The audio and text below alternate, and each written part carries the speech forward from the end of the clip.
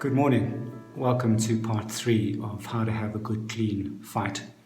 In the last video, we talked about crucial conversations, and we said that a crucial conversation is one in which the stakes are high, opinions vary, and emotions start to run strong. And then we look back over our lives to see how we've handled crucial conversations in the past. And we came to the conclusion that generally, when it matters the most, we do our worst. And that's why it's so important for us to learn these skills of dialogue, because we want to handle conflict and communication well. So we posed the question at the end of the last video: what is the key to handling a crucial conversation well? And the key is dialogue. Dialogue we can define as the free flow of meaning between one or more people. So the way I'd like you to think about this is to imagine that for any given topic or issue or conflict, that you have like a swimming pool which is full of meaning. So in that pool you will have things like past experiences, the emotions that you're feeling, the theories that you have, or the ideas or opinions that relate to the particular issue, things that you've learnt in the past, and also facts that relate to the issue. Now, the important thing in a crucial conversation is to make sure that my pool of meaning and your pool of meaning are added to a common pool of meaning. Because by definition, a crucial conversation implies that your pool of meaning is different to mine, because our opinions vary, and also we've had very different backgrounds as well, different experiences.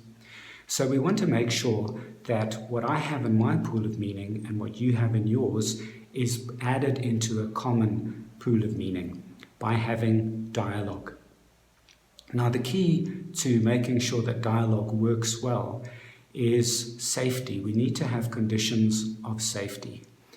When people are angry and very upset, parties to the conversation are not going to be feeling safe, so that's not a good time to be engaging in a crucial conversation. Also, if one party has been offended and possibly wronged by the other party, that would need to be sorted out. So we've got to make sure that we have conditions of safety before we can enter meaningful dialogue. And we'll talk some more about this later on. When we have conditions of safety, then it's possible for the meaning to be exchanged, and it's possible for us to understand one another. What we don't want to happen is for one party, for example, to retreat into silence.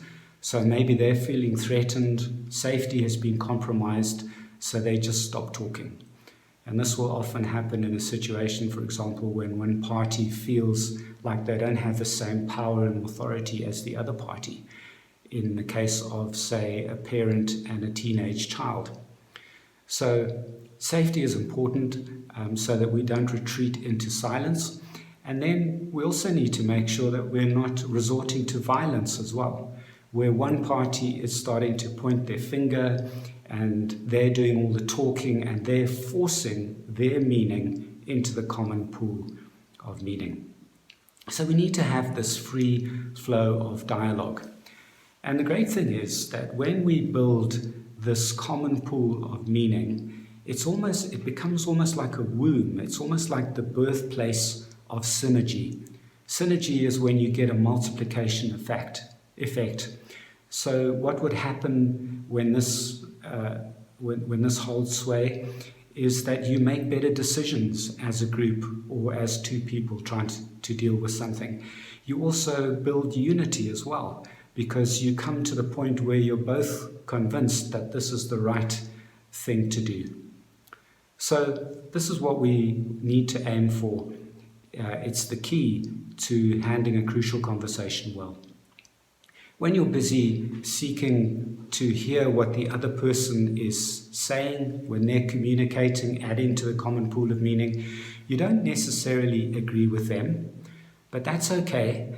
At that stage, the main goal is to understand and then for there to be an opportunity for them to understand you as well. So the key to handling a crucial conversation is dialogue. Think of it in terms of that common pool of meaning. What I'd like to do in the next video is to discuss some of the things that prevent that free flow of dialogue and meaning from happening. I hope you've enjoyed our time together, and I look forward to being with you again in the near future. Cheers for now.